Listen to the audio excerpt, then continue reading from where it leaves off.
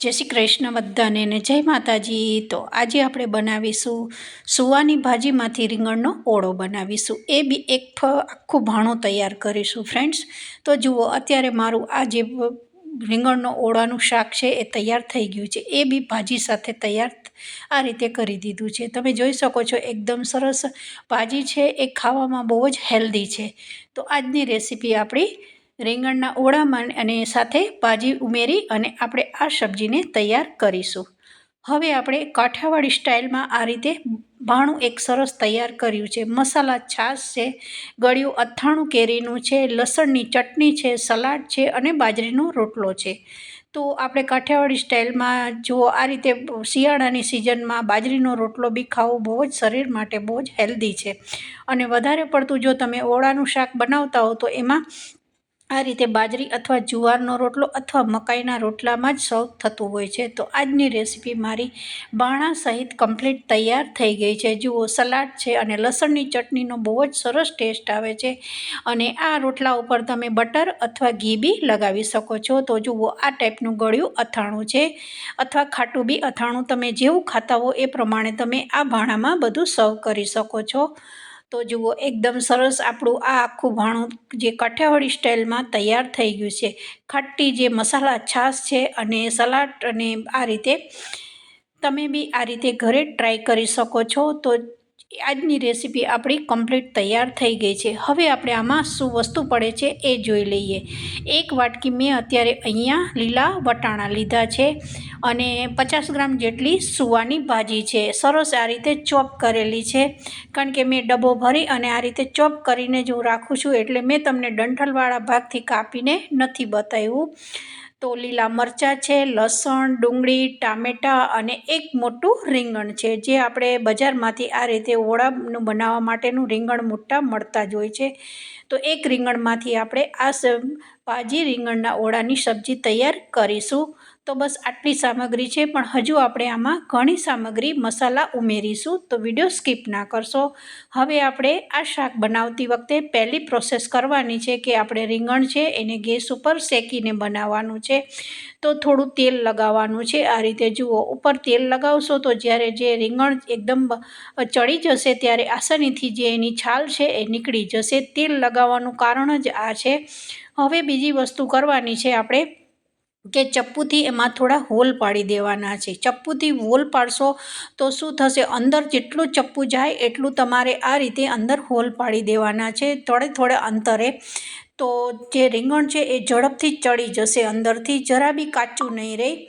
તો આ રીતે થોડા અંતરે આવી રીતે ચપ્પુથી એક એક હોલ પાડી દેવાના છે। નીચેની જગ્યામાં સારા એવા હોલ પાડી દેશો તો ઝડપથી જે રીંગણ છે એ તે સરસ શેકાઈ જાય છે। તો આ કરવી પ્રોસેસ બહુ જ, તમે રીંગણનો ઓળો બનાવતા હોય તો જરૂરી છે।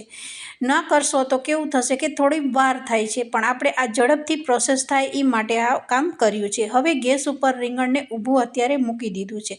સૌથી પહેલાં જે નીચેનો ભાગ છે એને શેકી લીધો છે, પછી આપણે ગોલાઈમાં આ રીતે ફેરવતા જઈશું અને ગેસની ફ્લેમ ધીમી રાખી અને આ રીતે રીંગણને શેકતું જવાનું છે। એકદમ સરસ શેકાઈ જાય એટલે ઓટોમેટિક તમને ખબર જ પડી જશે। અને બીજી વસ્તુ કે ક્યાંય બી કચાશવાળો ભાગ રહેતો નથી આ રીતે શેકતા રહેશો તો। અને એ રીંગણ સાઈડમાં શેકાય છે ત્યાં સુધીમાં મેં 2 ચમચી જેટલું કઢાઈમાં તેલ નાખી દીધું છે। ત્યાર પછી રાઈ નાખી છે, અહીંયા રાઈ, જીરું અને સૂકી મેથી। હવે આ તમે બધી વસ્તુ સ્કીપ ના ગમતી હોય તો તમે સ્કીપ કરી શકો છો। તો જુઓ રાઈ, જીરું અને મેથીના દાણા ઉમેરી દીધા છે। હવે આ બધુંય તેલમાં થોડું સરસ શેકાઈ જાય ત્યાર પછી આપણે અહીંયા હિંગ ઉમેરવાની છે અને બીજા મસાલા કરવાના છે। કારણ કે તમે એમાં જે શેકાણું ના હોય અને આ રીતે ઉમેરી દેશો તો કેવું થાય છે કે એ અમુકવાર મોઢામાં આવતું હોય છે કાચી વસ્તુ। તો ત્યાર પછી તમાલપત્ર, એક સૂકું મરચું, લસણની પેસ્ટ ને આ રીતે ખડા મસાલા બી ઉમેરી દીધા છે। આ રીતે એકદમ સરસ ચટાકેદાર શાક બનાવવાનું છે ફ્રેન્ડ્સ। અને આ રીંગણના ઓળામાં આપણે મસાલા જેટલા ચડે એટલું જ પાણી નાખવાનું છે। બિલકુલ આમાં વધારે પડતો પાણીનો ઉપયોગ બી ઓળામાં કરવામાં નથી આવતો હોતો। ખાલી આપણે એક સેજ જ પાણી, 2 ચમચી જેટલું જ આ શાક મેં પાણી નાખીને બનાવ્યું છે। બિલકુલ આમાં પાણી નથી નાખવાનું। પાણી નાખશો તો એનો સ્વાદ બી સારો નહીં આવે અને રીંગણ છે એકદમ જે લચકા પડતું બનશે તમારું। તો આ રીતે હવે આને હું ઢાંકી ડુંગળી નાખી અને 2 મિનિટ માટે રહેવા દીધી છે. હવે ડુંગળી એકદમ સરસ પોચી થઈ ગઈ, મતલબ કે સરસ શેકાઈ ગઈ છે તેલમાં લસણની જોડે અને મસાલા જોડે. ત્યાર પછી હવે આપણે અહીંયા બીજી પ્રોસેસ કરવાની છે.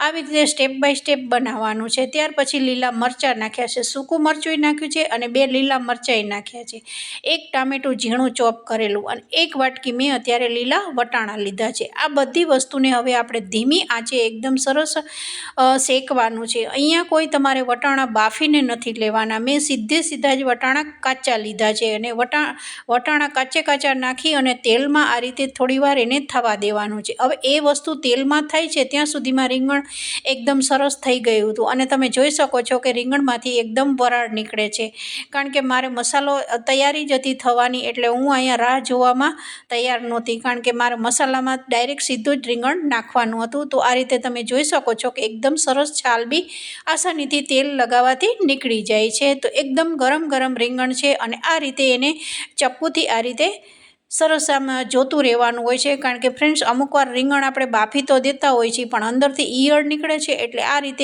એક રીંગણને આ રીતે ચપ્પુથી જોઈ અને પછી આ રીતે કટ કરવાનું છે. અહીંયા આ રીતે જ કટ કરવાનું છે, વધારે પડતું કોઈ આમાં રીંગણને કંઈ કરવાનું નથી. બસ આ જ પોઝિશનમાં આપણે હવે મસાલો કર્યો છે એમાં આ રીંગણને ઉમેરી દેવાનું છે. તો એકદમ સરસ આ શાક તૈયાર થઈ જાય છે. હવે આ રીતે ચપ્પુથી થોડું આ રીતે જોતું રહેવાનું છે કે ક્યાંય સડેલો ભાગ કે એક બી એટલે કટ કરી દેવાનું છે. ત્યાં સુધીમાં એક આમ પતી ગયું, ત્યાર સુધીમાં મેં અત્યારે તમે જોઈ શકો છો મારા એકદમ ટામેટાં ગળી ગયા છે અને વટાણા છે એ બી સરસ એકદમ તેલમાં શેકાઈ ગયા છે, જરા બી વટાણા કાચા નથી, એકદમ સોફ્ટ વટાણા થઈ ગયા છે. હવે તમે જ કહેશો કે આમાં કંઈ પાણી નાખવાની ક્યાંય જરૂર પડતી જ નથી. હવે અત્યારે અહીંયા મસાલા કર્યા છે. મસાલામાં બી 1 ચમચી લાલ મરચું નાખ્યું છે. આ મસાલામાં તો તમારા ઘરમાં તમે કેટલી ક્વોન્ટિટીમાં તમે બધું ખાતા હો એ પ્રમાણે તમે મસાલા કરી શકો છો. તેલ અને મસાલા એ તમારી ચોઈસ છે. સ્વાદ અનુસાર મીઠું નાખ્યું છે, અડધી ચમચી ધાણા જીરું ને અડધી ચમચી હલ્દી પાવડર છે. સ્વાદ અનુસાર અહીંયા મીઠું અને બીજી વસ્તુ કે આપણે જે કિચન કિંગનો જે એવરેસ્ટનો મસાલો આવે છે એ અડધી ચમચી અહીંયા ઉમેરી દેવાનો છે. હવે આ મસાલા કાચા છે તો આ મસાલા આપણે તેલમાં શેકવાના નથી. આમાં થોડુંક લગભગ 2 ચમચી જેટલું જ મેં અહીંયા પાણી ઉમેર્યું છે. તમે જોઈ શકો છો ફક્ત 2 ચમચી જેટલું વાટકીમાં મેં પાણી લઈ અને અત્યારે આને ધીમી આંચ ઉપર ઢાંકી અને લગભગ 2 થી 3 મિનિટ અહીંયા થવા દેવાનું છે. તો એકદમ આ શાકનો સ્વાદ બહુ સરસ આવે છે. આપણે શું કરતા હોય છે કે અહીંયા આ સમયે આપણે વધારે પડતું પાણી ઉમેરી દેતા હોય છે, તો એ રીંગણનો ઓળાનો ટેસ્ટ બિલકુલ સારો નથી આવતો હોતો. ફ્રેન્ડ્સ, હવે મેં સુવાની ભાજી બી અત્યારે મસાલા કર્યા એમાં જ નાખી દીધી છે. હવે સુવાની ભાજીમાંથી જેટલું થોડા ઘણું પાણી જે છૂટશે એમાં જ મસાલા અને જે વટાણા છે અને સુવાની ભાજી એ સરસ ચડી જશે. તો હવે તમે જ જોઈ શકો છો કે બિલકુલ આમાં વધારે પડતું પાણીનો ઉપયોગ કર્યા વગર બી એકદમ સરસ બધી જે આપણા વેજીટેબલ નાખ્યા છે એ એકદમ મીઠાશ બી આવશે અને સરસ એનો ટેસ્ટ બી સરસ આવે છે. તો હવે આને આપણે ધીમી આંચ ઉપર ફરી 2 થી 3 મિનિટ આને ભાજીને ચડવા દેવાની છે, મતલબ કે એકદમ મસાલા સાથે ભાજી બી ચડી જવી જોઈએ. હવે તમે જોઈ શકો છો કે તેલ એકદમ સરસ ઉપર ફૂટી રહ્યું છે. ત્યારે આ જે રીંગણ આપણે કટ કરી ચપ્પુથી રાખ્યું છે એ અહીંયા ઉમેરી દેવાનું છે. એકદમ સરળતાથી આ જે ભાજી અને ભરથાની સબ્જી એકદમ સરસ તૈયાર થઈ જાય છે, કારણ કે આપણે તો કાઠિયાવાડ છીએ એટલે કાઠિયાવાડમાં તો લગભગ ભરથું જ બોલતા હોઈએ છીએ. તો મારા મોઢે 1-2 વાર આ રીતે શબ્દ આવી ગયા છે, પણ અમુક સમયે રીંગણનો ઓળો બી કહેતા હોય છે અથવા ભરથું બી કહેતા હોય છે. તો બેય વસ્તુ સેમ જ છે. તો હવે આપણે રીંગણના આ રીતે નાખી અને હવે આપણે આને ઢાંકી અને લગભગ હજુ આને 2 થી 3 મિનિટ થવા દઈશું. 2 થી 3 મિનિટ થવા દેવાનું કારણ જ એ છે કે જે રીંગણ છે એ મસાલા અને ભાજી જોડે એકદમ સરસ ભળી જાય અને એકદમ બધા મસાલા સાથે રીંગણની ફ્લેવર બેસી જાય. 3 મિનિટ થયા પછી તમે જોઈ શકો છો નીચે એકદમ તળિયે થોડું થોડું ચોંટી રહ્યું છે સબ્જી. તો બસ આ આપણી સબ્જી તૈયાર થઈ ગઈ છે. ઉપરથી ધાણાથી ગાર્નિશ કર્યું છે. તો પસંદ હોય તો ધાણા અહીંયા ઉમેરી શકો છો. બાકી ભાજી નાખી છે એટલે બિલકુલ ધાણાનો ઉપયોગ કરવાની બી કંઈ જરૂર નથી પડતી. ત્યાર પછી તમે જોઈ શકો છો કે મેં અત્યારે બાજરીનો રોટલો તૈયાર કરી દીધો છે આ રીતે. અને મારી ચેનલ ઉપર બાજરીનો રોટલો કેમ બનાવવો એ બી મેં શીખવાડ્યો છે. એટલે મેં ફક્ત ખાલી આ રીતે બતાવ્યું છે. ઉપરથી થોડું ઘી લગાવ્યું છે બાજરીના રોટલા ઉપર. હવે તમે જોઈ શકો છો કે આ શાક એકદમ ઠંડુ થયા પછી જુઓ વધારે પડતું તમને અહીંયા વધારે તેલ બી દેખાતું નથી. જ્યારે ગરમ ગરમ હોય અને થોડુંક જુઓ આ રીતે થોડુંક ચટાકેદાર થોડું તેલવાળું શાક હશે ને તો બાજરીના રોટલા જોડે બહુ જ સરસ લાગે છે. તો હવે આપણે આ શાકને સર્વ કરીશું. તો આજની રેસીપી આપણી સરસ કમ્પ્લીટ તૈયાર થઈ ગઈ છે. તમે જોઈ શકો છો બહુ વધારે પાણી નથી નાખ્યું અને નેચરલ જે ભાજી છે અને વટાણા છે અને એકદમ બધા વેજીટેબલ્સની એકદમ ફ્લેવર સાથે અને એકદમ સ્વાદ સાથે આ શાક આપણું તૈયાર થઈ ગયું છે. તો આ શિયાળામાં જરૂરથી આ રેસીપીને ટ્રાય કરજો અને ટ્રાય કર્યા પછી કેવી લાગી એ જરૂરથી કમેન્ટ કરીને જણાવજો. તો બધાને જય શ્રી કૃષ્ણ અને જય માતાજી.